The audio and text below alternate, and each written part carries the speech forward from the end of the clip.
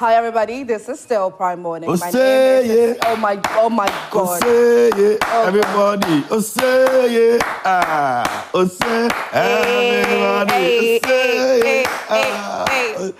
everybody. And it's Friday. KMJ was born on a Friday, and so if you will notice, almost every Friday he's super hyper. Hi KMJ. Viewers, welcome. It's time for a news flash. We have our newspapers ready. We are going to get into our newspapers and see what the headlines are this morning. But we also have our guest seated. And I know it's a very exciting moment for him. This is something that he's been working so hard for. And I'm talking about the fact that NDC, the National Democratic Congress, is currently, or we are waiting that January 7, President-elect John Dramani Mahama will be sworn in officially as the President of the Republic of Ghana. Ladies and gentlemen, Mettle NUNOO Jnr. is here with us. Hi, Mettle. Hi, Asidio. You should be beaming with smiles, and you know, because I know that, The tribulation has been big.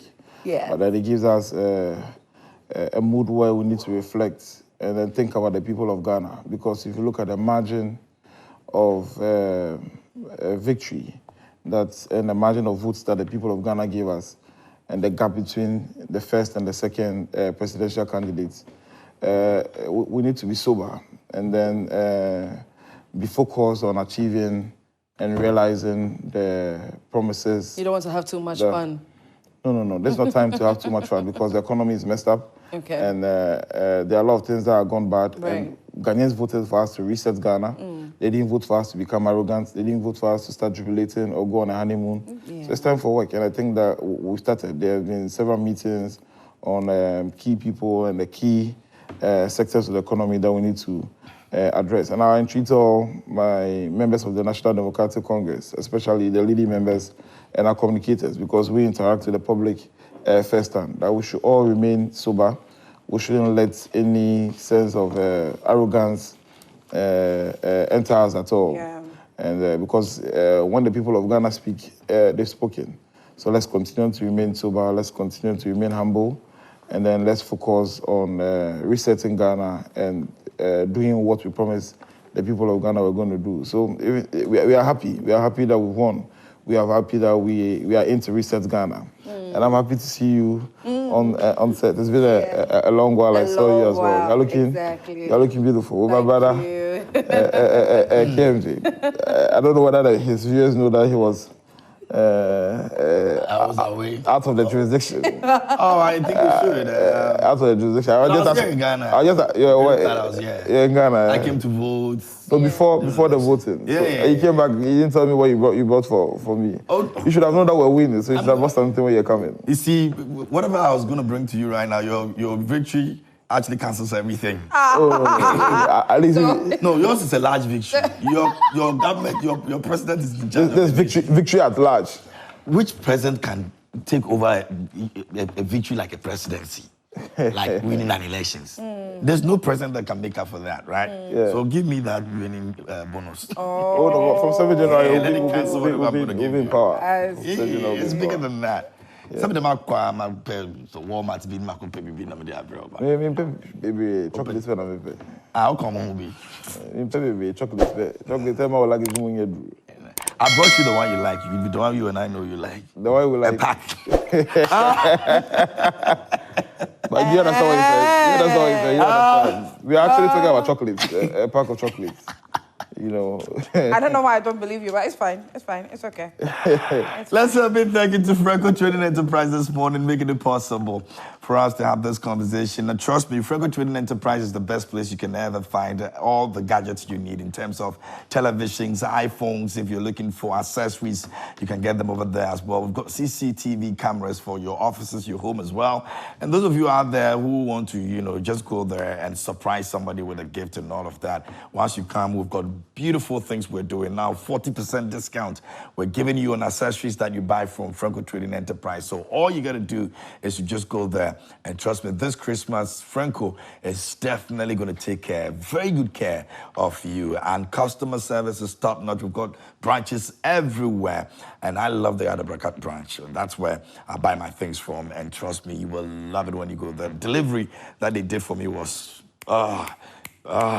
anyway, it was fast. Oh, it was quick. My goodness. You didn't have to do much. Throughout the way, I was getting calls. So we're here. Okay. We're this. We're there. We're getting close. Can the one who's receiving be on standby? I'm like, come on now. You guys should allow me. And I was on TV by the time we were taking things there.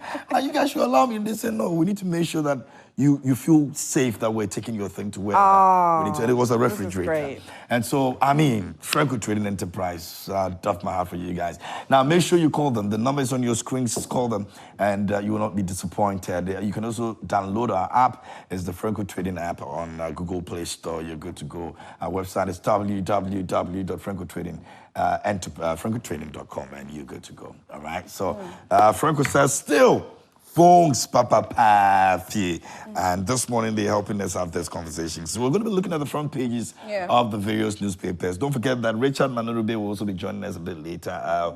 Once he's here, we're going to put him on. And also, we're having a security analyst joining us. Dr. Emmanuel Kwesieni will be joining us as well for us to take a look at some of the issues. And you are also joining us via social media platforms. So please do well and send your messages. You know, okay, before we get into the newspapers, I'm actually itching to find out, from the camp of the NDC currently, looking at how, although the flag bearer of the NPP, the vice president currently, Dr. Mahmoud Bawumia, conceded and brought out a concession speech and everybody loved it and all that.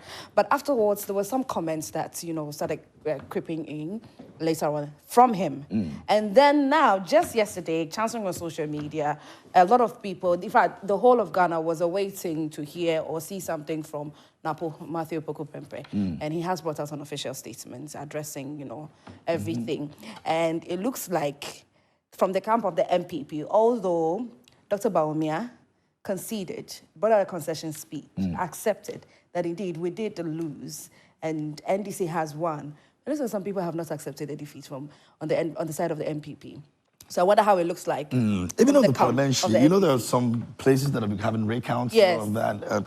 I saw I saw an NDC person tweet on this very issue and said that why are you guys allowing them to attend some of the places that have already been counted? Yeah, you know, generally, to a large extent, this particular election, you can see about 90% has been peaceful, even though there were some small issues at certain places.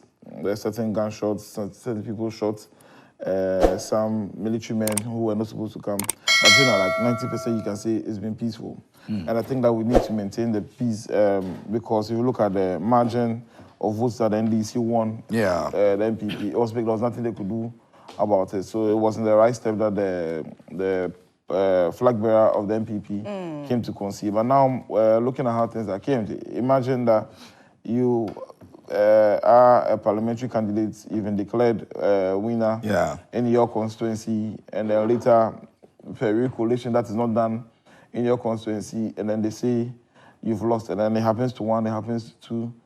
And what do you think the other party is going to do? You know, we shouldn't do anything that will threaten the peace that we have in this country. And obviously, the NDC is not going to sit aloof and then do nothing about what is happening. Currently, we have an issue with the Insawam. Adwajiri constituency. And then yesterday, they said they had to leave and then come this morning. We listened to Dr. Tanku, Rashid Tanku, the director of IT, member of the election directorate of the NDC, that they'll come back this morning. They all agreed, 6 a.m., that they are going to continue. You look at certain statements from some key members of the NPP, and they said, okay, then today they'll be moving to ABCD constituencies. On Saturday, they are moving to EFJ constituencies.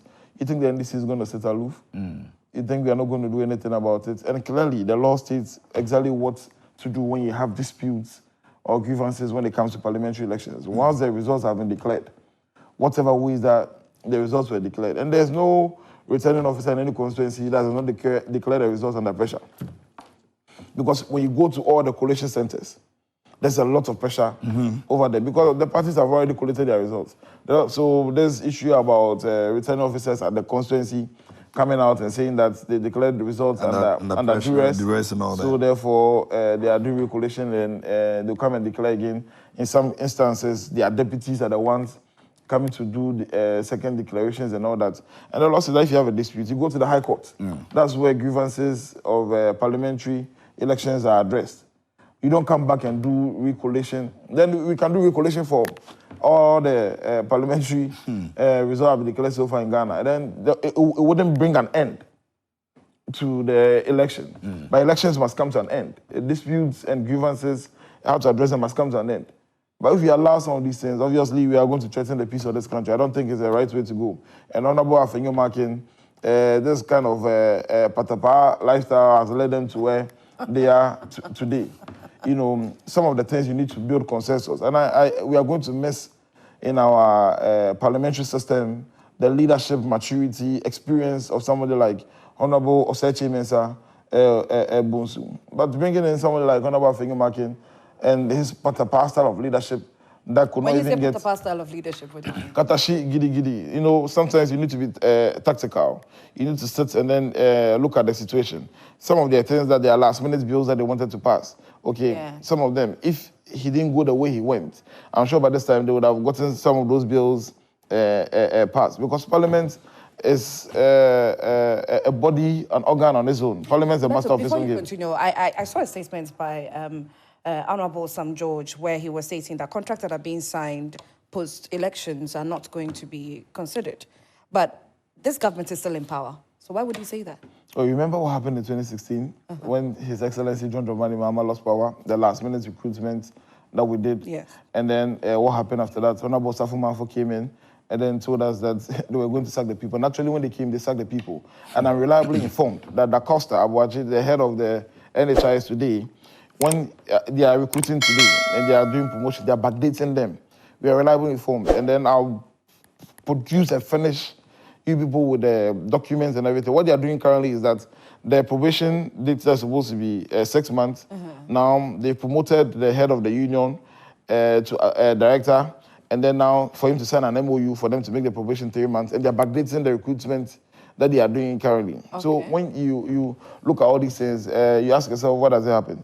When a government that has lost power, even though they're in power currently, that have lost power, you see, when you look at the expenditure of our revenue, about 80% or 90% goes into payment of salaries and then all that. So if a government wants to punish you and they know they are exiting power, they'll just bloat the employment system. I hear the district director for NHIS, our wager has been filled currently, and another constituency has also been filled. And we are reliably informed. We are telling the people at NHIS, we are telling the current CEO of Da Costa, that we are reliably informed of whatever is happening. They should put an end to what they are doing because they've lost power. If they could, they had any thing meaningful to do for the people of Ghana, they should have done it before they lost the elections. You've lost elections and all of a sudden, you find your sense of reasoning, you find your sense of recruitment, and you're recruiting left to right so that we will come and inherit it. No, so obviously when we come, we are going to deal with some of these issues. We are going to investigate them. And the people who were recruited fairly and genuinely, we are going to leave them. We don't believe in vengeance. We don't believe in patapa style of leadership. But then all those who were done illegally, obviously they are going to go out. Okay, let's take a look at some of the newspapers. We've got a lot of them today. So we'll try and then see the ones that we can actually take care of. So the New Finder says that cocoa farmers raise red flag, demand transparency, fair representation, and solutions to persistent challenges in sector. IMF wants a renegotiation must align with program objectives. That's also captured by the New Finder today. Ghana poised to exceed the revised GDP growth targets. What newspaper is that? This is the New Finder newspaper. Now, ORC delisting looms, 500,000 businesses and 5,000 companies at risk. That's also captured by the New Finder this morning. Away from that, let's take a look at the Informer. The Informer says that on the front page, the big story over there says, arrogance of power. Mahama boy threatens CID boss with dismissal and it's got the president-elect Malik Basintali also there, and Faustina AK and Kofi CID boss also captured on the front page of the Informer. Election 2024 defeat, NPP needs open surgery to rebuild heel wounds, and the NPP MP says so. Eugene Boache has been speaking on that, by the way. Aftermath of 2024 election, Eastwood Anaba advises citizens don't depend on your parties. Something we spoke briefly this morning, said when we were doing the intro, that regardless, we as individuals have to make sure that we're doing our best for ourselves instead of depending solely on a political party. Corruption allegation I suffered under Akufo-Addo, Chumbuafo says after NDC's victory. And Akufo-Addo Mahama urged patriotism, accountability in transition process. And that's the Informer. And then the issue as well, on page 4, it says, don't abuse parliamentary majority. That's who's telling Mahama. You know, Mahama also has spoken about this, by the way, and it says that people are saying he's going to be a supreme leader, but it's not the case. He's going to be very democratic as possible. And so we're hopefully, we're not going to be getting to that point with all the majority in parliament thing. Anyway, Richard Manrube has decided to join us this morning. After victory? I have not decided to join you. Okay. I decided to do my routine job. Okay. As it used to be. Okay. And would it have been the case if you never won? Absolutely. Would you be? Absolutely. Would you ready turn up if we call you? We were ready for everything. Because we're not getting the NPPs to come and talk. Absolutely. Anymore. What are they going to talk about? You would have been in the same situation if you never won. The NDC has never been like that. If you recall, in 2020 when we lost elections, the following day, I was in the media house. Till today, I still comes to the media. Yes. So whether we win or we lose, because we've been very, very, very responsible in opposition. But had it not because of how they even kept this government to where we are, to having it doomed, you know that. Because they listened to a little bit, that's why they're able to pull this vote. So they should thank the NDC as well. Interesting. Because the arrogance was we've never been in that situation. We've never lost miserably like the way they've lost. So we've not been in that situation. We've lost elections. But it doesn't matter. By 2020, it was 136, 136. A lose is still a lose. No. But we never lost miserably like this. So we've never been in that situation. What is a Sedua? A Sedua. You asking of a Sedua? Yes. Because when I came to the house, I didn't hear any introduction of a Sedua. Oh, is she the one who has been that beautiful? You see, good governance is good for you. Really, Richard? Producers investigate these two people. Fully alone. I mean, that kind of relief perception that at least now there'll be a stable economy for you alone. It's enough for Ghanaians.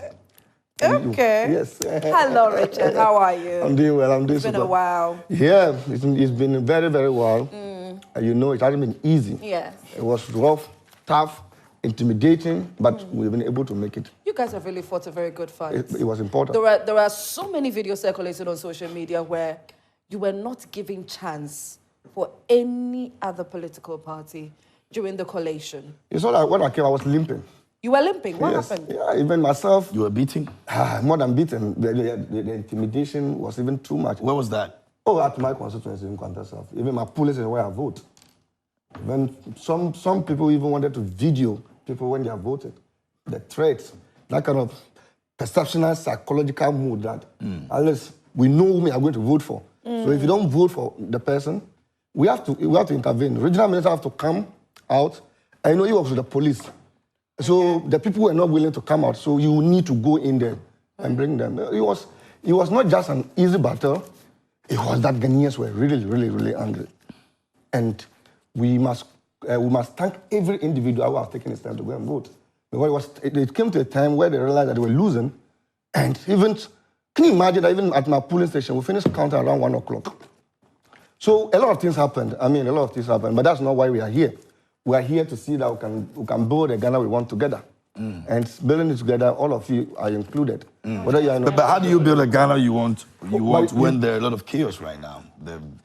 You see, what we're seeing right now is the way we want to begin. You see, I want to tell the NPP that nobody, no NPP member would want to teach the NDC how to govern. And that we went and sold our message to the people of Ghana. We promised a 24-hour economy. We promised a lean government. we know how to do it. So for them infiltrating the system to make us look as if we are lawless people, the NDC and President John Dramani Mahama is never lawless people. We love Ghanaians and we have Ghanaians as out. So we also will call on that. If you feel any NDC member is intimidating somebody or destroying any property, get him arrested.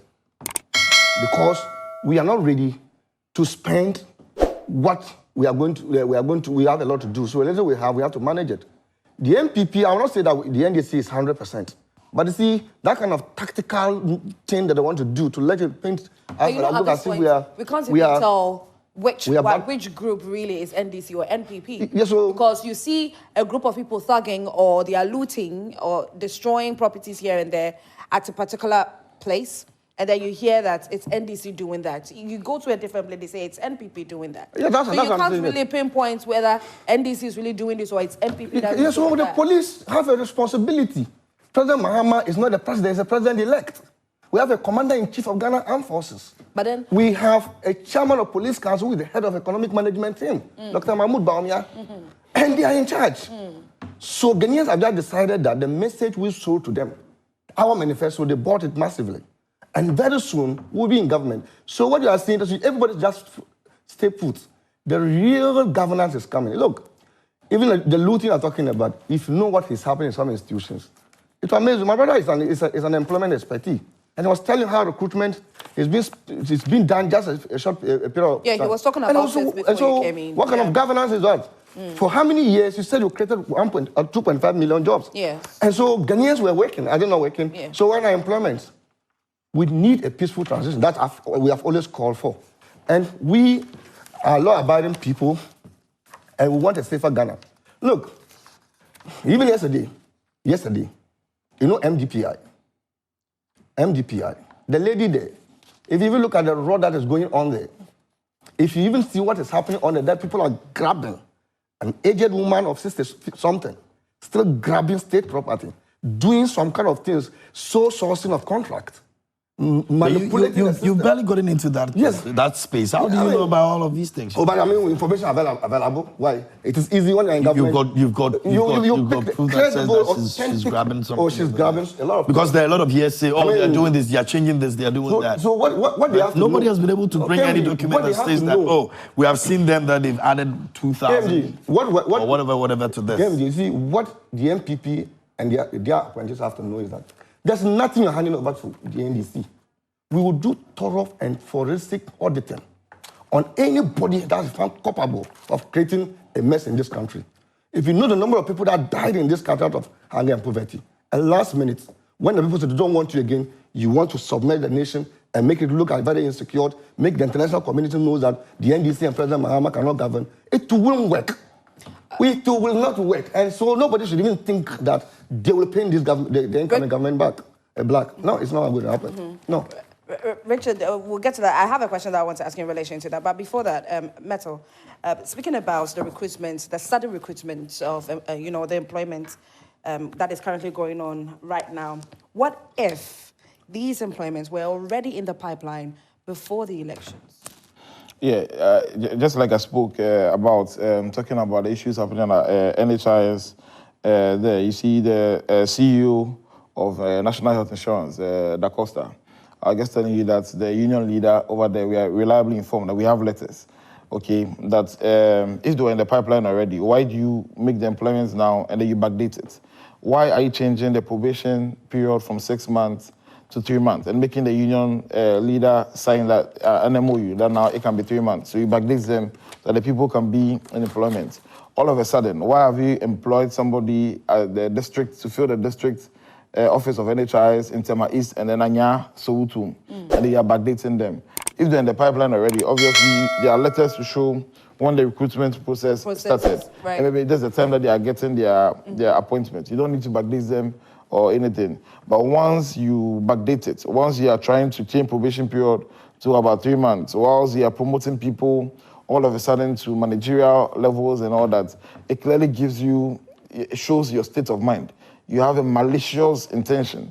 And clearly, we as a party, that the people of Ghana have voted for us massively, we will not come and condone some of these things. We'll come investigate and make sure that the right things will be done. So all those people who are being promoted, Mr. Da Costa, what you're doing NHS, we are telling you today that so are these we revelations from the transition team after sitting and seeing some of the things that they are telling you? All the offices. I have letters, so all the offices. What are some of the letters? Why don't you guys bring some of the letters? I want to see. It's not. Yes, that's why I said that I'll finish the production team with all these things. Okay. Because we have all of them. So I'm just telling them. I'm just telling Mr. Da Costa, CEO of NHS, all the people they are appointing, those they are backdating their letters. I've read about backdating. Yeah, I've seen about they are backdating. Yeah, so we are going nobody's to. been able we are to going to bring a investigate. list of people. We'll bring them. I said I'll finish you with them. This is something that I'm revealing first time today, and this is the first time it's coming out, and it's right here on Joy Prime morning show.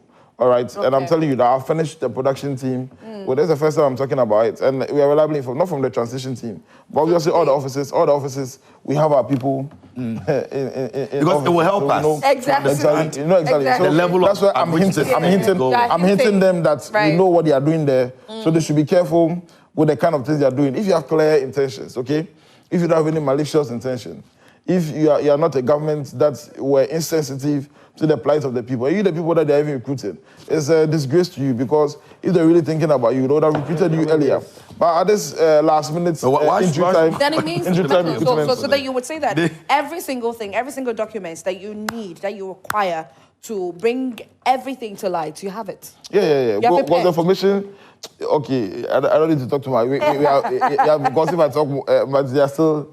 But they can victimize some of the people there. But we have, because there are offices, there are structures there, and then they let us go through a certain media. We've made copies of all of them. So I'll finish it. But I'm just telling him this morning, and if they think I'm lying, they should call and dispute what we are saying. And then we'll continue from there. See, the NDC won this election clearly. We won the elections hands down. We had a superior presidential candidate in the person of John Dramani Mahama. A man who was honest, a man who was trustworthy, a man who was a nation builder, and the people were going to vote for him. We won the election with superior manifesto policies. And you look at the 24-hour economy, the National Women's Bank, the 1 million youth in coding, etc. We won the elections with superior campaign strategies. You see the national chairman on one hand, and the general secretary of the party, General Fifi Kwete, the chief executive, who was monitoring and supervising all the operations, all the departments, making sure that they were working, sending resources to places that they needed more boosts. That's why we saw places like Nakoyo's constituency winning the elections. We saw Kion winning. He was there, he was monitoring, chief executive officer of the party. And this is strategy. We're not doing patapa and fighting over spiritual seats in parliament and saying that if I go and sit on this seat spiritually, you didn't sit on the seat and you've lost miserably. So you didn't go and sit on the minority and you lost miserably. He will never get opportunity to that seat again. It's gone and gone forever. Gone. Yes, he will never get opportunity on that spiritual seat again. That is why I have said it here that the 8 children they killed in 2020 elections, their spirituality have hunted them. Because you don't let people die. The girls that went missing? No. The people lost their lives. The 2020 election. Yes, when the president of the republic said only few regrettable deaths were recorded. Look, that has been my pain. Only few regrettable deaths were recorded. I mean, how can a death be few and regrettable? If you one, losing one life. I mean, one. It's not even something you should joke about. But I think that the Lord has spoken. See, President Mahama would be the first longest 7-minute president of the Fourth Republic. Yes. Who has held the sword 3 times. Yes. And that history, that history, nobody can break it again. It's the longest 7. It's going down in history. Yes, longest 7 president in the Fourth Republic. Richard, really, it's about what you do with that history. Let's look at the circumstances that led into even getting that history in the first place. Yes. It's because you came, the people said no, and then you came back again. I mean, the first one, yes, justified, but the second one is because some of the things you did, the people didn't like it, and they decided they wanted you to go and they bring you back again. In between that first and the third, don't you think the second one could have been better? No, it's okay. So you could have said that. What you should know that the NDC lost elections 2016. Okay. Which shouldn't have been the case. In 2020, In 2016, when we lost the election, they told us that, look, we didn't win. They were able to hack the system. That's what they told us. You are aware. And so it means that fairly, the people of this country even loved the NDC by then. In 2020, they said, oh, we'll win the election, but they will steal us. When we win, they will steal us. And we won the elections. They took us to court. Whatever they did in their court was their own decision. But this one, Ghanaians were able to recruit themselves and come back to the polls. And so you should know that the love for the NDC is just there. We have a responsibility as both all of us. That is why we are saying that we are building the Ghana we want together. We want to reset the nation and build it together. So as to whatever happened in that period that Ghanaians went through, what I'll tell them, we are sorry. And we will never disappoint them anymore. We will work together as people of this country. We will make this country very juicy for every ordinary Ghanaian. Very juicy? Yes. I like that. So that domestically, every ordinary person shouldn't wake up in the morning and think of what to eat and what to drink. It should be available for an ordinary Ghanaian. Right, I said, you want to go for the daily graphic? Actually, I want to call our lovely viewers to join us on Zoom right now. The Zoom ID and password is currently on your screen. So please hop on Zoom, share your thoughts with us. Every single thing that we are talking about, discussing right now. Richard, I told you I have a question for you. Yes. I want to take our first Zoomer, and then I'll ask that question. And so we have Nab joining us via Zoom. Hi, Nab. Good morning to you. Good morning, Sierra. Yes, hi. I hope everything is fine. Everything is very well. How about you? I'm also good. Okay. Hey, KMT1. That's what's up. Seriously missing in action. I know, right? I know. It's good to be back, my brother. Good to see you, by the way. Yeah, good to see you guys too. All right. I guess this time around, like this Christmas, you guys, as you said the other time that you do something for us to meet. Of course, I know. I'm still looking forward for that invitation. Okay, so now we're doing an orphanage donation in a couple of days to come. I think on the 30th, and we'd love some of our viewers to join us go do this donation. So we're going to be putting the details here on the show. So those of you who can join us, if you have something you want to, and even sponsor, and then. So again? I thought you were itemizing them. Oh, I mean, water, biscuit, it's kids. After the orphanage donation, what else? No, that's when we'll all meet, have fun together. There's going to be a sound system. We'll all have a good time. And musicians are coming through. Hey, Nab. Okay. Oh, they're for me for their own bread. We'll still continue. We'll still continue that request. So no, I mean, no doubt about it. It's going to happen. Next year is going to happen. Don't worry about that. Great. Yes, so I can see the NDC guys there in your studio just ranting that they have a superior policy. They have even your own policy, which you couldn't even explain. You are telling us that you have a superior policy and your people were, Asedu was campaigning. Masa, if you look at, if it is campaigning that win election like we saw, it is never the NDC. Look at Dr. Baumia, the campaigns that he has engaged his running mates and even Stephen Tim, that is our national chairman, was Masa, if you talk about campaign, NDC never campaign. NDC never campaign. So you should stop bragging. You should stop lying. The thing is that when you win election, when something goes in your favor, then you start bringing a theory to support that win. But it is never. If you look at 2020 results, clearly it shows that NPP people didn't go and vote, and those who voted for NPP 2020 didn't go out and vote. It is not because of their superior policy. Is it the Nkukon Kitinkiti that is the policy? Okay. Oh, come on, give us a break. All right, now. If you look at... Now your time is up. We've got 30 seconds. We've got lots of people actually coming on today. So I don't want to run up. Do it quick for me. We should just look at the 2020 data where each candidate, John Mahama and then Nanadu, had 6 million votes. NPP won by 500,000 votes. So if this year you had 6 million votes and then NPP had 4 million votes, it tells you that the difference the difference of 2 million votes were the people who should have voted but didn't vote due to various reasons. I can also assign one reason is the fact that if during the before the election, we have to bus our people to the polling to areas to go and vote. People were in queue looking for vehicles to board. They put out NPP put out numbers that we should. Okay, okay, all right. Now, very well. Now you've done well. You've done well. I think you've espoused your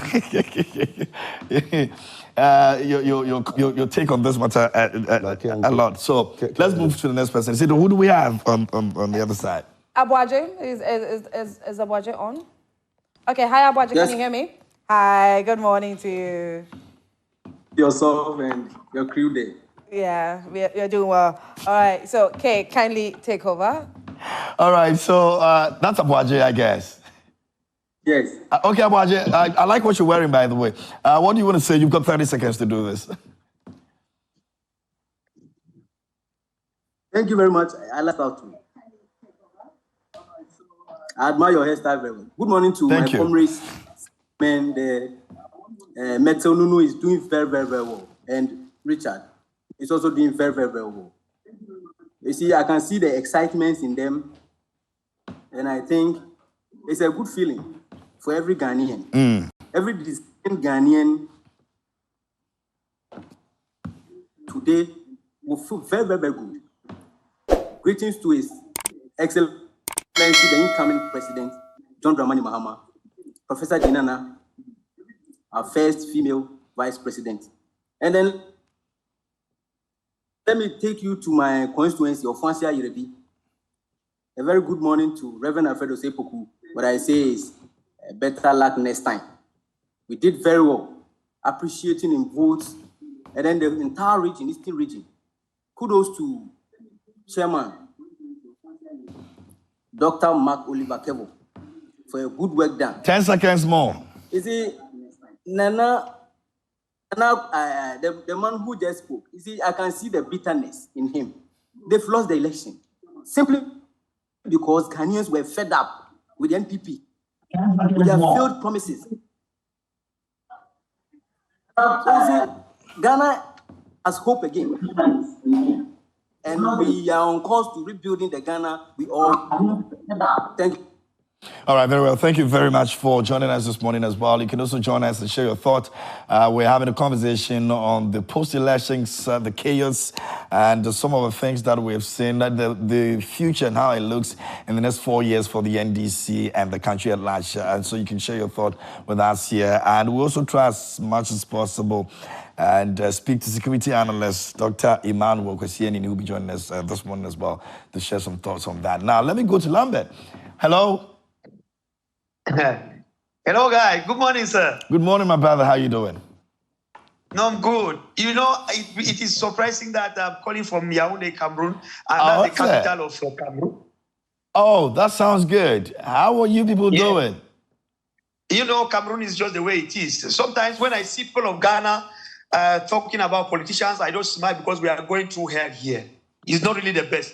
But however, since I started following up this program, let me tell you that it's one of the best the best TV programs I have ever loved. Wow. Let me tell you. Thank you. Thank you. The time is now. The people of Ghana, they have decided. They are very correct. The best thing for NDC to do now, since I started following their campaign messages, is very simple. You do it by action. It is not word of mouth. You know, sometimes you may say things and you hardly implement them. Yeah. We need Ghana to have a new face. A new face in all the aspects. Be it in the mining sector, be it in the which sector. And let me tell you, violence can never solve anything. So those who have looted state properties in Ghana and have done whatever, it is a shame. But let me tell you that the law should investigate and bring them to book. In conclusion, what I'm saying is, I don't want to tell the NDC what they are supposed to do. They have taken power and they have been in power. They are coming back. What will be the gain? What will be their interest first? Is their interest going to be their back pocket, as we call it in Cameroon, or it is going to be the people first? Because If you fight for the people, they are the people that are keeping you on seat. They have given you the mandate to go ahead. Rather than talking and talking, we need Ghana to change. That's my take. Okay. Nice day. All right, very well. Thank you so much for joining us this morning, and lots of love to the people of Cameroon. We hope that things get better in Cameroon as well. You can also join us here on the show, and this is Prime on the News Flash. We say a big thank you to Franco Trading Enterprise, still phone Papa Fie, and it's the best place you can always get your gadgets. As Christmas is here, Franco Trading Enterprise is also here. Make sure you give them a call and buy from them. We've got branches here in the country that you can visit. Any of our branches, and you will be very well taken care of. All right, so let's do it that way. Now, let me go on the Zoom again and speak to security analyst, Dr. Emmanuel Kosieni. He's joining us this morning here on the show. Doc, if you can hear me, good morning to you. Well, I'd be grateful if you title me properly. I think I've worked for my title for 40 years, so I'd be grateful if we do that. Yes, I can hear you. Oh, I said Dr. Kosieni, if you heard me say that. Okay, let's go. Very well. Thank you very much for the time this morning. We appreciate you. All right, Doc, so we've seen a lot of chaos, so many of them happening. The political parties are trying as much as possible to do their best to let the people, stop all the things that they're doing. Do you think this has a possibility of affecting the president-elect and what he's likely going to be doing in the next 120 days if we're not able to solve it as soon as possible? Oh, it will certainly have an impact. Look, transition periods are very dangerous twilight zones. An outgoing government, that is probably shocked by having lost an election and therefore is trying to put its thoughts and actions together, and therefore probably, does not keep its eye on the ball. And a new government coming that doesn't have the instruments of power and therefore cannot make decisions and issue orders. So it's still the responsibility of the incumbent administration to ensure that, security is handled properly.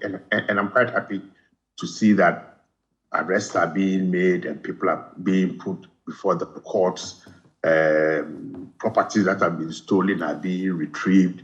The police are on their toes, issuing morning communiques and evening communiques to update the public. But my dear brother, we need to give President-elect Mahama and his team a fair chance, a clean slate for them to work on. Because immediately these acts of violence and vandalism continue, and they are purely criminal. Let me make that point. Yeah. There's nothing called politically related violence, and therefore, no. These are pure acts of criminality, and that is why the law must take its course. Because if they don't, by the time President Mahama is handed a sword of state, the violence might have festered, expanded, other groups might seek to infiltrate it, transform it into something else. So I think it's in our collective interest that we resolve this as quickly as possible. I think it's taking way too long to bring these people to book. But also that, my final point, there are enough CCTV cameras in Ghana. I think we've all seen them. We've wondered what they are for, how much it cost. We've not been told who the company erecting them is. These CCTV cameras have sprung up over the last couple of years, but it's a special project. And I think right now we have probably close to 22,000 of them spread all over the country. So, my brother, we have no excuse to say that, we cannot identify the people. I mean, your channel has been showing all kinds of, pictures. Yeah, like and videos. Yeah, more than enough for people to be picked up. And we need the judiciary in in consonance with the police and the other security agencies, to deal with these cases quickly to serve as a deterrent. I think President-elect Mahama has done his bit, calling on people to channel these energies into positive things, because that is what the nation of Ghana needs. So the violence is unacceptable. We should describe it properly. These are criminal enterprises, and they need to be dealt with as harshly as possible. Prof, when this started, a lot of people were of the opinion that the president-elect was supposed to have acted in a way. In fact, the vice president called on him to do so. Some also believe that the sitting president could have done better. We have had that circle of blame. Everybody trying as much as possible to push it to somebody. You think the sitting president could have done better if he had actually spoken about this way before we got to where we are right now? No, I think it's a series of failures. We have institutional frameworks in place to be able to anticipate what could happen based on who wins. So whether it was Baumia who won, there would still have been some level of violence, some level of looting.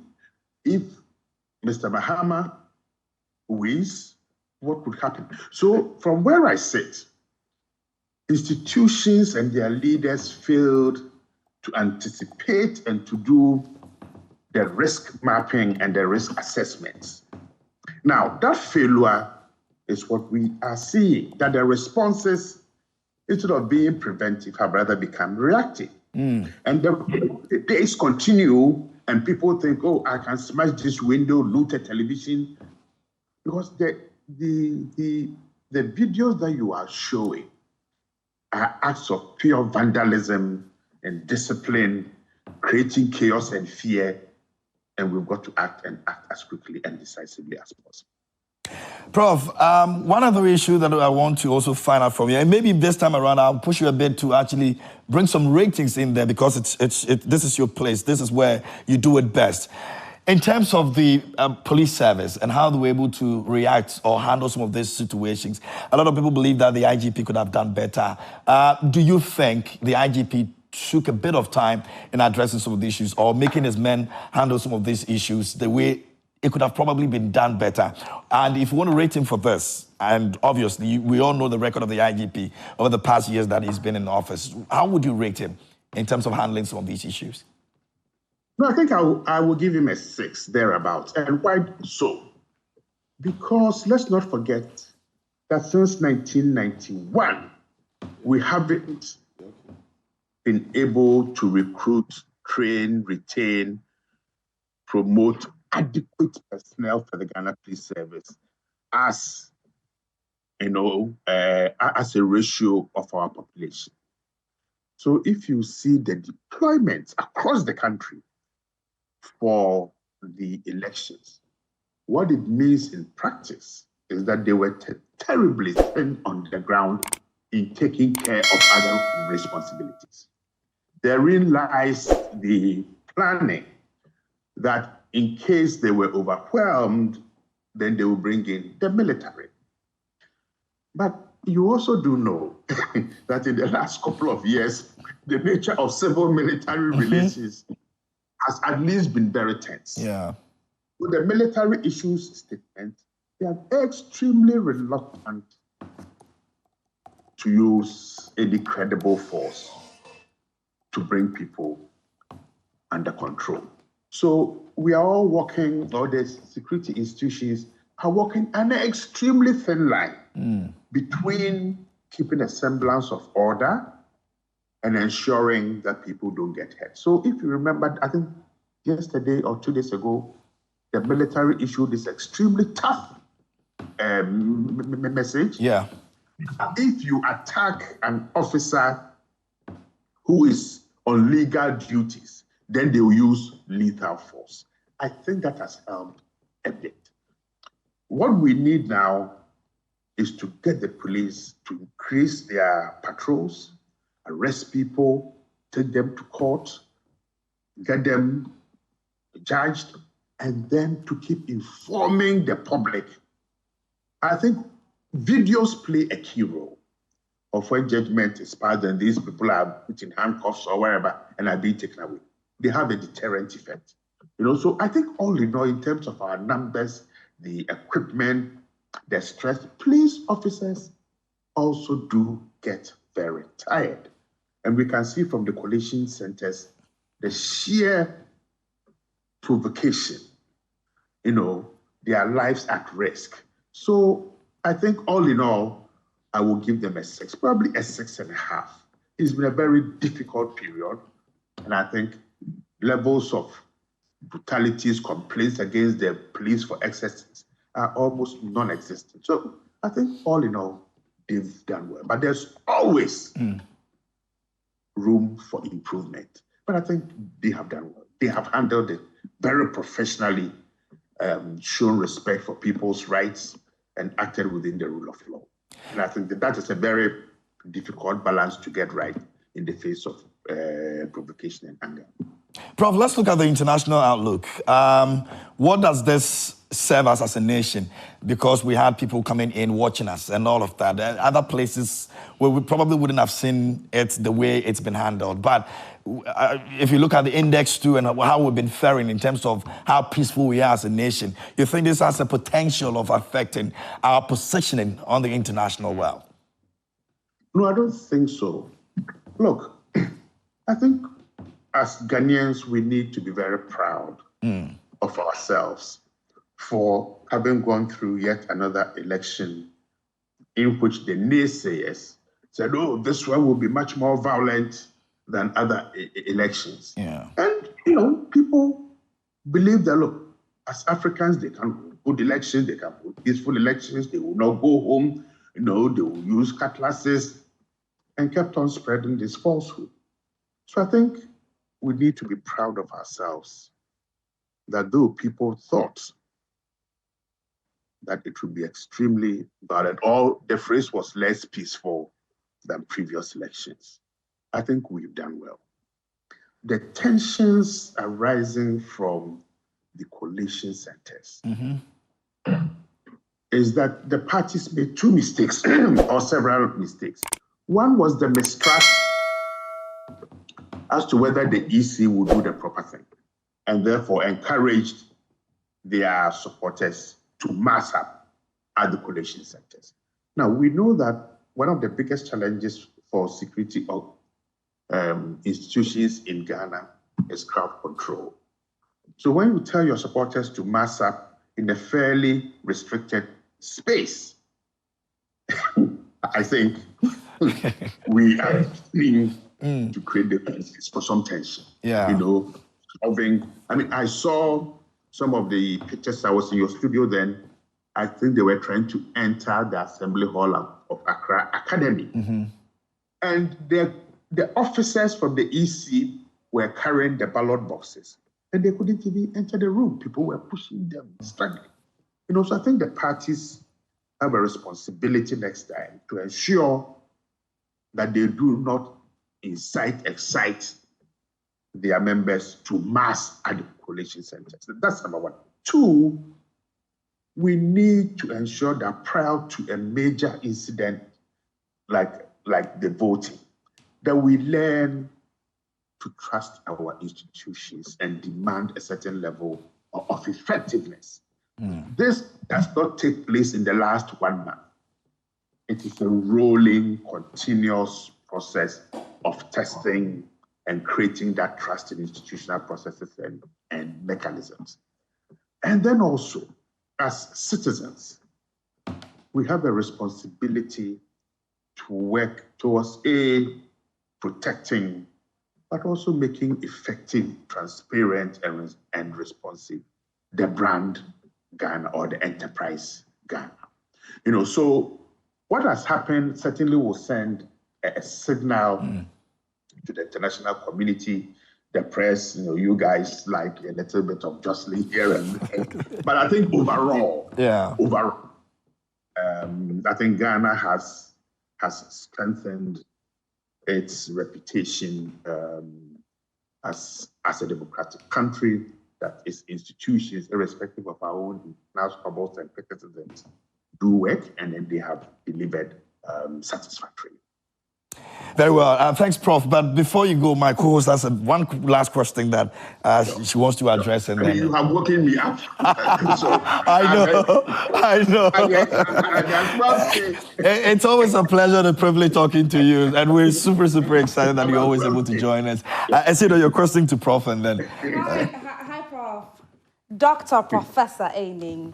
Good morning to you. No, it is only the Germans who say doctor. Oh, okay, no problem. Anyways, Prof, so I'm sorry to take you back a little, but when you were talking about rating the contribution or how hard the Ghana Police Service worked during this election, there's a particular video that was trending massively on social media where somewhere up north, some hooligans, if that's how I should put it, they were destroying the police station.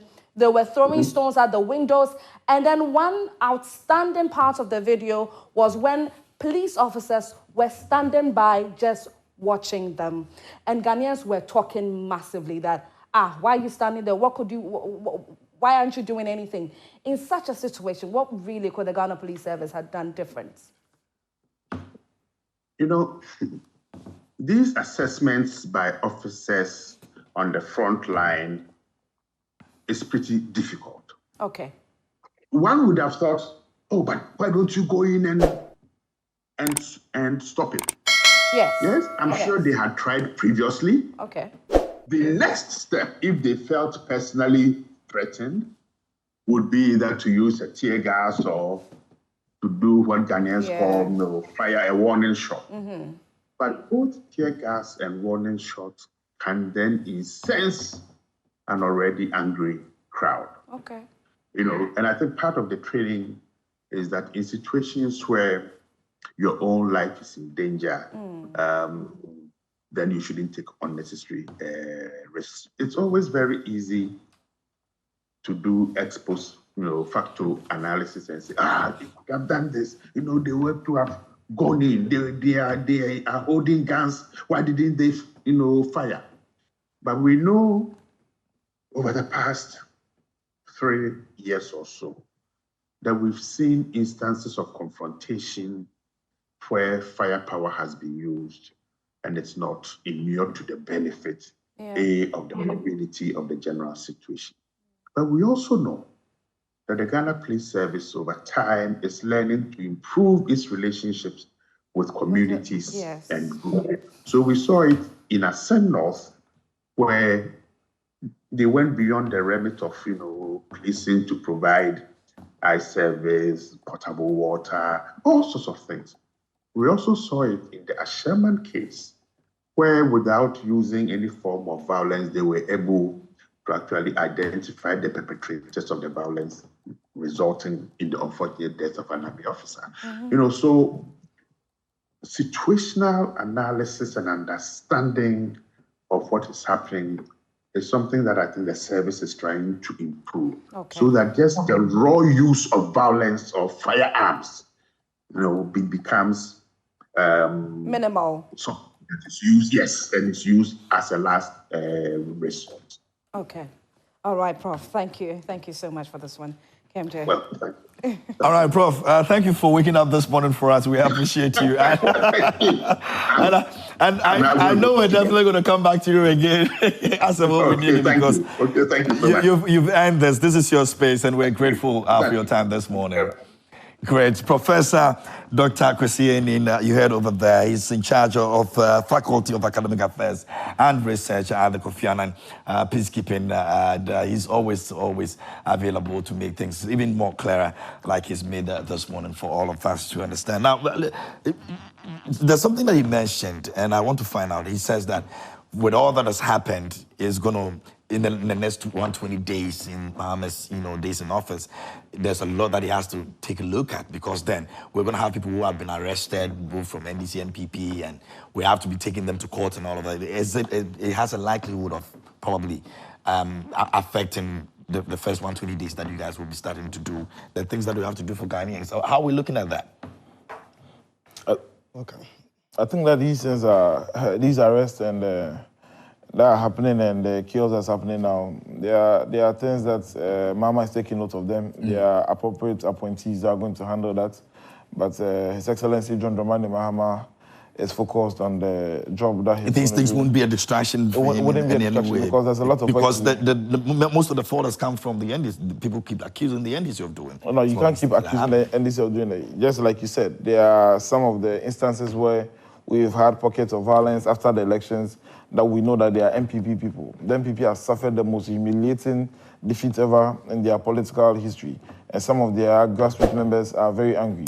We've had incidents where NPP appointees hoarded some materials and money. Even in my own constituency, you come to the Joku constituency, there's an audio going on right now from an NPP platform, one of their coordinators, that was saying that monies that were given to zonal coordinators of the NPP that were supposed to be used on the election day to go and bring people, you know, sometimes you give TNT and all that, people start on the money. And they are calling that everybody should come and render account for it. Some places where they've hoarded fertilizers, they've hoarded stuff. Some of their grassroots members are angry about that. And so it's not all about the NDC.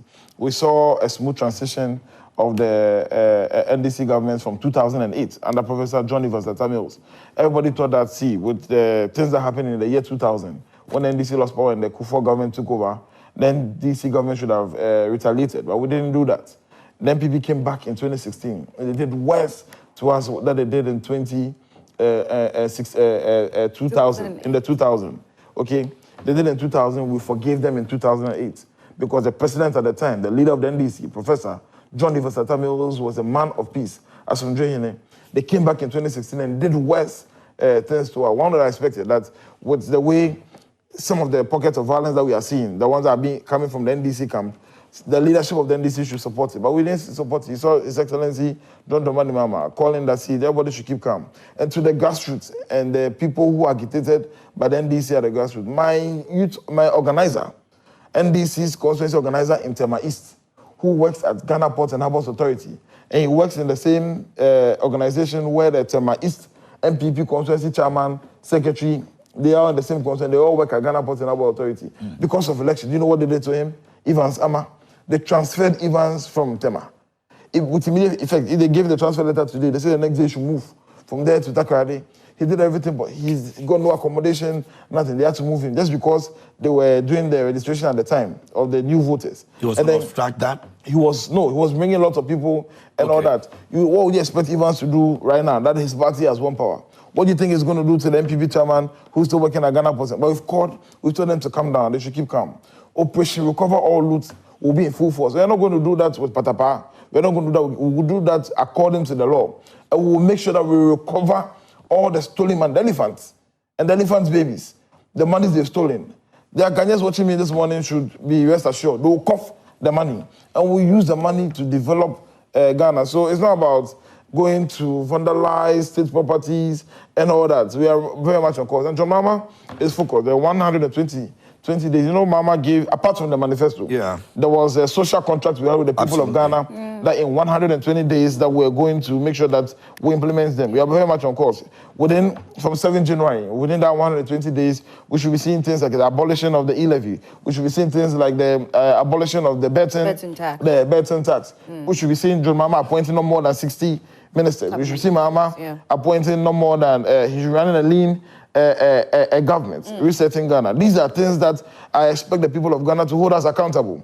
And they should start holding us accountable from the 7th of January, right from our 120-day social contract that we had with them. And we in the NDC, and we, the communicators, we, the NDC youths that you see us here, we'll hold our government accountable. We'll make sure that they deliver to the people of Ghana, because we cannot take the votes and the massive victory that Ghanaians have given us for granted.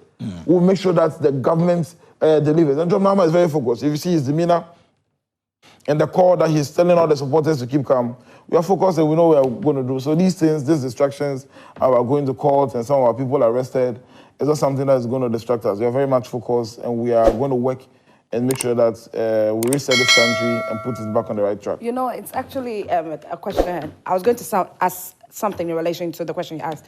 Richard mentioned something earlier when we were talking, and you were talking about the baton is going to be handed over to you on January 7th, but you're not just going to take it and then run with it just like that. You are going to go back to the books, to the roots, and you are going to do your checks, do the auditing, the necessary things, like what Mettle is saying. And then my concern, I know that quite a number of Ghanaians would also be asking this question.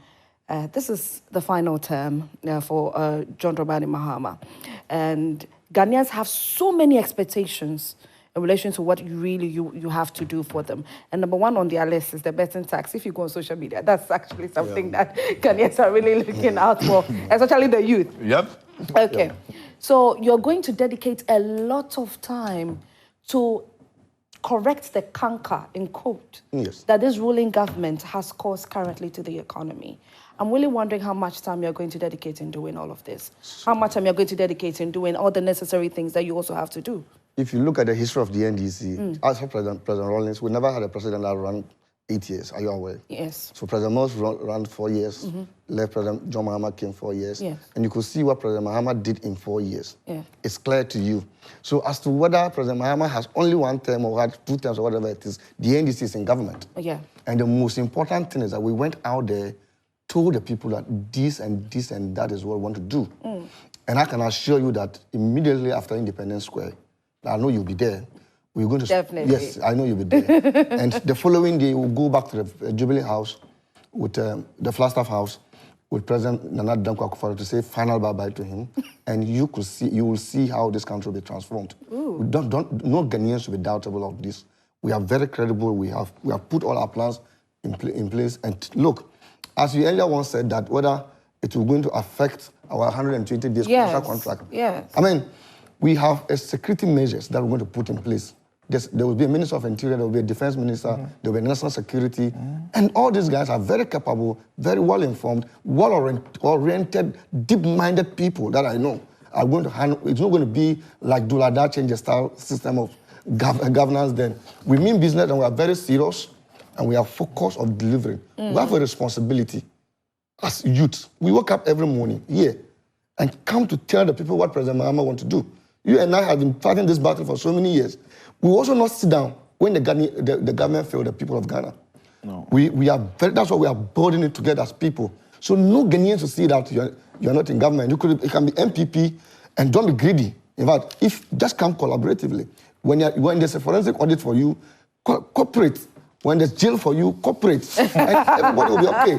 So I don't see... we should all cooperate and build the Ghana we want together. Yes, we also cooperate and build the Ghana we want together. So I've always said that nobody should be worried. Nobody should go out there and fight.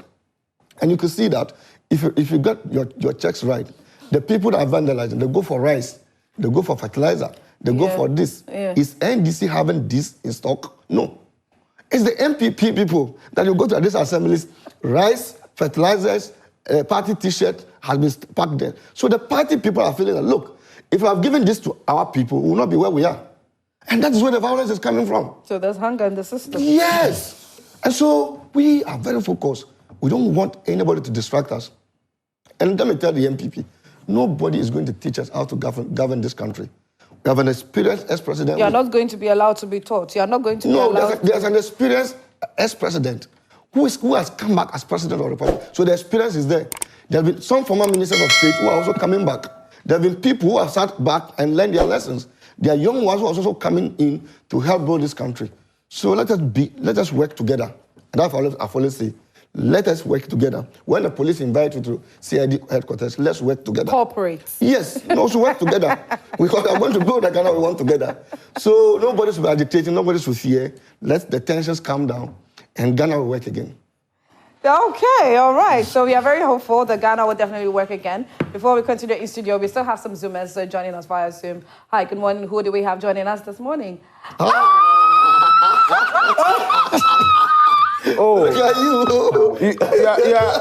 right, shock. So our lead producer, Brenda, told KMJ and I that he has a surprise. She has a surprise for us. Little did we know that this was the surprise. My goodness. Pardon, congratulations. Congratulations. To Richard and to my dear young brother. Yeah. It's a really, really very good morning to all of you. Good morning. Good morning, let me first congratulate the president-elect, John Dramani Mahama, on his victory. And let me also congratulate our flag bearer and leader of the party, Alhaji Dr. Mahmoud Bawumia, and to also congratulate the president, Nana Addo Dankwa Akufo-Addo, for the transitional period, and to say that Ghana is indeed maturing and Ghana is indeed deepening its democracy. And so we are here to be a very responsible opposition government, to guide and guard and to assist where we have to for the beauty of our democracy. Doc, Richard just mentioned that they don't need guidance from you in any way because they have the able men, they are highly experienced. I want you to address that. Well, I said, well, one of the things that comes with the value chain of governance is that there are various stakeholders that you cannot lose sight of. An opposition government, definitely you cannot lose sight of inputs that opposition government gives, like maybe we might have lost sight of some of the things that the opposition, then NDC, had given onto us. You cannot lose sight of some inputs that will come from civil society organizations. You cannot lose sight of some inputs that will come from academia. And so every single stakeholder is needed in the entire governance process. But I can appreciate the enthusiasm that Richard is sharing this morning, that they wouldn't want to take any advice from the NPP. But I mean, you would want to take some one or two from an opposition government. Okay. Adele was looking for you yesterday, but yes, he was really looking for you. I would be in the studio next week to congratulate Adele personally as well. In fact, I sent him, he was the first person I sent a text message at midnight to congratulate him for the victory. And so, yes. All right. Thanks for making time to join us this morning. We really appreciate it. You just woke up to Surola, you're in opposition? Oh, my goodness. Not at all, Richard. Not at all, Richard. It's just a recovery moment. And you can understand it's really very difficult for us. Yeah, but Parkes, you've done well, because I can see that you're in high spirits. For a party that suffered the kind of defeat you suffered, for you to be up, I think you're doing well. At this point, I think the next few comments that will be trolls. It's better you leave us. It's better you leave us because where these people are going right now. Okay, Doctor, thank you so much for your time this morning. We still have people joining us via Zoom. You can still join us on Zoom. And, okay, I haven't read any newspaper before me, so briefly, let me just do just about two. Daily Graphic on the front page. We have transition team probes, last minute deals, payments, recruitments involved. That is the banner headline for the Daily Graphic. Moving on, we have addressing economic challenges, new government needs solid team, and this is from experts.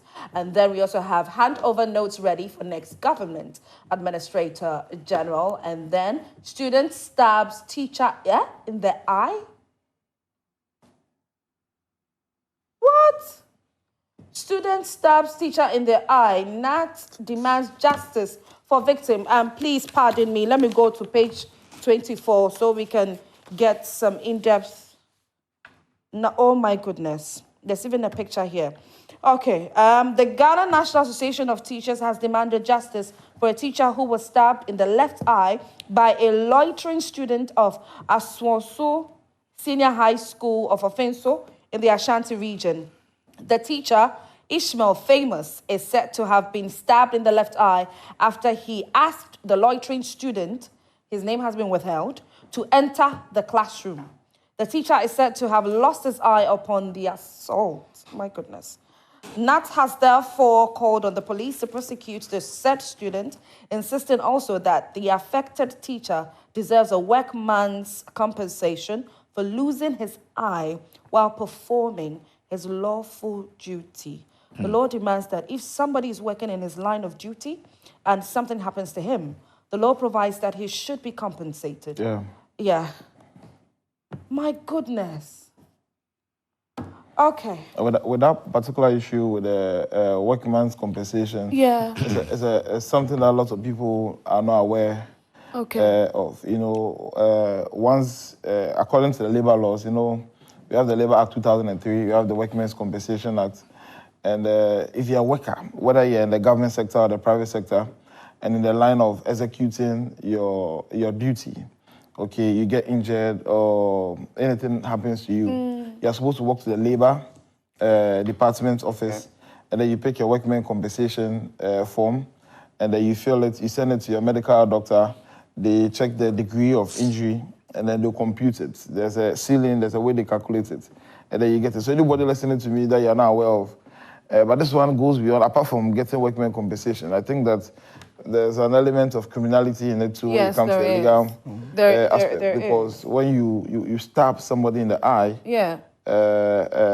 it goes beyond a civil settlement. There's an element of criminality, and the student must be dealt with. Even if it's underage, the Juveniles Act makes provision for people who are underage that have offended the law, how they should be dealt with. It's not something that we should take lightly at all. And they should deal with the person with all the legal means available to serve as a deterrent to other students from attacking. I used to hear these things I'm sure the days when Richard, they were in school, because I didn't really see this during my time when in school. You know, you used to hear stories of teachers, students beating teachers. The sixth form era, but I didn't really. No, those days, the students were that matured. You know, but my concern right now that it looks like there's a high rise. High rise. And this is sociology, but there's a rise of such crimes. Of lawlessness, especially amongst the youth. The schools. Not too long ago, we saw video circulated on social media where a student had stabbed his colleague, his fellow student, in school. Secondary school. Secondary school. Wow. Secondary school. And not just that. It wasn't. We've recorded a couple ended up dying. Yeah. You know, these very insane. Yes. Our curricula is also another problem. Yes. You know, the days they of moral are education. walking around with scalpels. Yes. You know the scalpel? Yeah. The one that these visual arts students use for cutting paper? Yeah. They're walking around with pocket knives, cutlasses. Yeah. Yes. It's insane. And I wonder how these kids, because these are kids, you know. The fact is that these kids are not checked before they get into classrooms or the campuses or whatever. Yeah. It's not like somebody's going to say, let me do a test on you and see if you... But Kevin, I'm sure your era was my era. Yeah, and we didn't have to make this... The era, I'm sure, Richard's era. But our era, you know... And this time, punishing even students punishment is another problem. That's what I'm saying. You can't punish students again. You can't. The parents will take you on. No, you can't do that. It's been cancelled. So you can't even punish them to go and weed? No. Mowing and those things that we used to do. You can't punish them to go and weed. Those things we used to do as punishment now. It's not punishment. Oh, African children are not European children. Exactly. You can't punish them. You cannot cane them. Yes. Even as for the caning, but like punishment to go and weed, to go and kneel down in the sun. No. You can't do that. It's not supposed to be a punishment. It's supposed to be a normal thing for every child to do. Exactly. But not because I've done this, go and weed as a punishment. Now those guys don't give you plot too. You know, and I think that with the I think students are now aware that teachers no more have that much power over them. It's another fact. And that is the reason that this student who has stabbed his teacher in the eye, after being told to enter class, he knew that you can't do anything to me, so he refused it. And then you have and it's wrong. I mean, a teacher was lashing me those times in secondary school, and then I held the kid, because the kid was telling that one is brought you more. I guess held the kid. What happened to me? But it was actually just holding the kid. It was also quite intimidatory, even though they used to lash us. But I think that when they put the structure well, it will help us a lot. Because I'm told it's the reason you guys have a lot of work to do. The way they make the curriculum is another problem. They don't know anything about deviant behavior. They don't know about moral education. Nothing. They don't teach moral education. No, it's not the new media. I mean, people just use the new media. It's like the curriculum now is mixed up, and you know, it's quite confusing. When my sister was in senior high school, I was confused about. The next day you see it, the next day she's going to understand. Exactly. How the system. Our days when they ask you where you school, say I'm attending local authority, and so when they get to, we didn't get Montessori internationals, and so the local authority, and then you will feel it that you're in school. I mean, so it's another part. I think it's one of the education system. I think it's one of the places that you guys no, critically, when you invest in education, there will be quality health, there will be better agriculture, but you need to be oriented in your mind and in anything. So when your education is not better, look at today. When we don't do a proper orientation, the food that our children eat is all imported. You understand? So when you have this orientation in their mind, your yam and then your coconut is in the farm rotten. You need more currency to go and buy food outside and come and give them. So it's a whole package we should look at. How we critically... Things like this, yes. you know, we can't politicize it, you know, with the way the kids are behaving. I think all political parties, all stakeholders in this in Ghana must come together for us to address all these things. This will progress to tertiary. In fact, the educational sector, that's why they need a total review of our educational system. And it's something that you're going to be in the book. It's part of something like that. I mean, quality education. Right. I've always tell people, when the free education, I've said free education is not a bad policy. Because I'm from a family of 28 siblings. We all had free education from the northern part of the country. Okay. Now, you come here, somebody said, oh, now a poor boy cannot have access to Presec. Now, a poor boy cannot have access to a disadult. Fine, it is good. I attended Burma Secondary School in Jessica.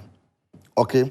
It is the quality of the education you get. I don't think, maybe you attended maybe Kuhis or whatever it is, but I don't think that has an impact. The impact is that you get a quality education. If you check in the Richard, we have to go. Yes, if you check in the national training colleges now, just of the last exam that the student wrote, and most of the universities, you can see a lot of referral. Right. Yes, there's a lot of referral that is there. Okay, so now we're giving you the mandate. Go and change all those things you want to change. In conclusion, I like to thank my General Secretary of the Great NDC, Honorable Fifi Avikwete, for his exceptional leadership and his contribution to our success. As the Chief Executive Officer of the party, the way he was able to manage all the functional executives of the party, all the organs, and the way he was able to manage the campaign and everything, kudos to him, General Secretary. The General Secretary that has supervised the gargantuan victory of the NDC. Congratulations to him. Okay. Willis Roy Scratch, you're watching us this morning. A very good morning to you as well. He says that, watching you live, say hi to the beautiful host for me. So I see that that's for me as well. He's on Facebook, so yeah. Great stuff. My inbox today. What I say that. My inbox what I say that. That's all the host fine, though. Boys, boys. But thank you to you all. Love to you all. You don't have the vim, and you are sitting with her interviewing you. Before you realize you'll be there. My goodness. All right. Anyway, okay. We're gonna go You know, today at 1 p.m., something great is happening right here on Joy Prime. And I'm talking specifically on changes with Rosalind Felly. Mettle, when are you getting married? So, thank you, Mama. He didn't expect this. Thank you, Mama. But you had to ask. What is it? The answer is simple question. Dr.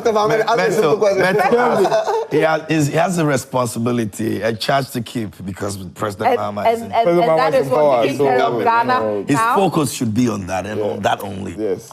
Yeah. And you will have KMJ supporting you because so KMJ does not believe it. Cocoa farmers have done nothing. Anyway, so exactly at 1 p.m. today, at 1 p.m. today, so on changes, we'll be giving out a free wedding gown.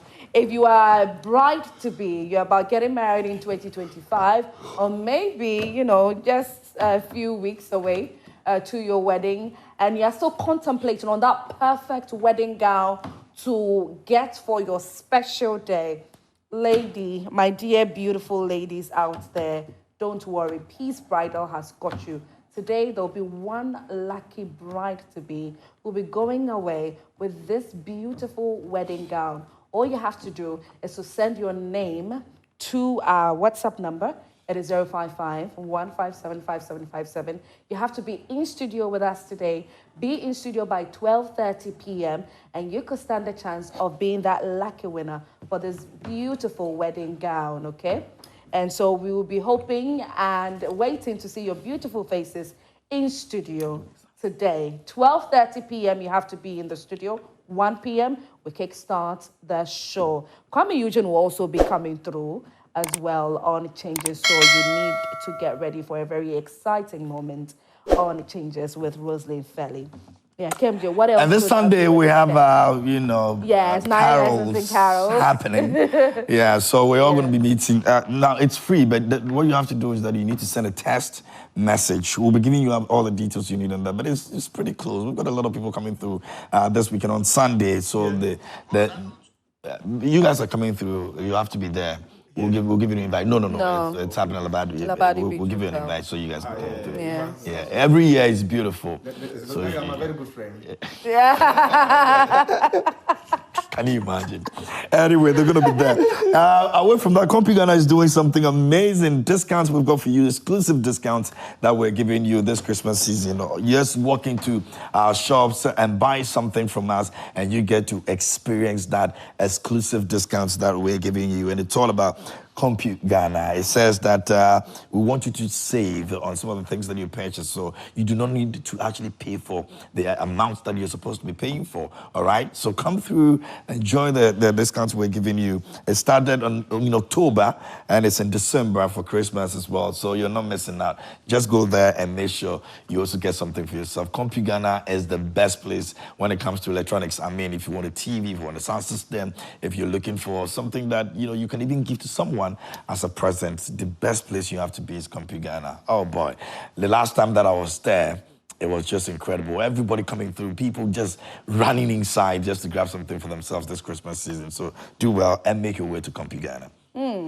And since we are still enjoying the festive season aura that is blowing currently, Christmas on Joy Prime is coming your way again, and is the family trivia moment where you get to ask very interesting questions in relation to Christmas. So if you and your family are very challenging, you love competition, you love to have fun at the same time, this is a great opportunity for you. What you have to do, the information is currently on your screen. You need to send a photo of you and your family and a profile, okay? So we have to find out a little bit more about you and your family. So send that to our WhatsApp number, 0551575757, and you can stand a chance of being selected to be part of this year's edition of Joy Prime Quiz Mass. It is an opportunity to bring a family together during this festive season. Come, let's have fun. There are great prizes that are going to be given away, and so you're not going to come and leave empty-handed. You need not worry about that at all. That's not how we do right here on Joy Prime. It's Christmas season, so yes, Santa has come in very early for you. So send that family photo to the WhatsApp number and your family's profile. It has to be very interesting, okay? Yeah, exactly. So we just can't wait. And tonight we're going to be we're back on a more serious note with 10, and we're going to be speaking on the elections. We'll be blessing people in the studio. Presidential candidates will be visiting prophets for prayers. Oh, wow. So, this is going oh, to be my good. goodness. It's really going to be good. Yeah, we are coming here to laugh at you people. We are coming here to... We're going to Philadelphia. No.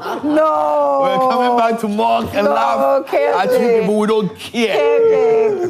NPP will get, NDC will get, vote, 8 p.m. sharp. Tonight we're going to be on. Philadelphia did very well. He said he told one, go and come with Thanksgiving. Another one, they covered the face. Oh my goodness. I am not a part of this. Yeah, no, wait, can you hold that thought? I want to reiterate this again. So the 9 Lessons in Carols happening on the 15th of December. Joy FM's 9 Lessons in Carols. It's happening at the Labadi Beach Hotel. Time is 3 p.m. sharp. We want you all to come in your numbers, be there. Let's celebrate Christ together. And it's an opportunity for you to meet all of us, myself, KMJ, Rosalind, all your favorite celebrities are going to come through as well. Mettle, NUNOO, and Richard are going to be there. So please, find your way there at Labadi Beach Hotel. Please. But so here's the thing. Here's another great initiative that Joy Prime will be embarking on. We will be going to have time and spend quality time, have fun with some orphans. Okay. Yes. And so we are entreating you watching us this morning. If you would want to support us in cash or kind, you're welcome. And you are lovely guests as well. On the 30th. Yes, please. Yeah. Yes, December. And kind is what? So you can... So when you were talking about We're going to have fun and quality time. You're going to spend Richard, quality say, time. guys, I'm giving you 10,000. And stop so- playing Yeah, Richard. I'm saying. I don't want to go in the quality time you are interested in. No, so I was just looking at how we're going to have fun. How much are you giving us? How much are you giving Oh, us? but that shouldn't be public. But everybody should bring his contribution. I'll bring mine. Thank you. Thank you. We're also That's what I'm pledging asking. your That's what I'm support. asking. Okay. That's what I'm No, they have to asking. pledge your Yeah. support. You say That's cash or kind? I'm asking Yeah, cash. kind. Yes. So it can be food Anything items, you want to it buy can from be us, clothes, whatever. it can be exercise books that they can write. You bring it in, over here? Pens, yes, you can bring Or it just here. let and us they'll- our producers or you can join We'll us. just pick them up. And Yeah. we'll just... We'll be there. Yeah, thank you so much. So details of that awesome day will be brought your way right here on Prime Morning. So you need to stay tuned for that. If you're at home and you want to be a part, we would love for you to be a part of it as well. And that's it for Newsflash today. KMJ. Yeah, Yeah, Dad. It's a wrap Sigma is on coming Newsflash. back with trends. Yeah. He's got something very special, so watch out for that as well. Yeah. Sports will be coming as well, and Afania will be in here to bring us the latest update. A few other interesting stuff that we'll be doing before 10 a.m., so do stay.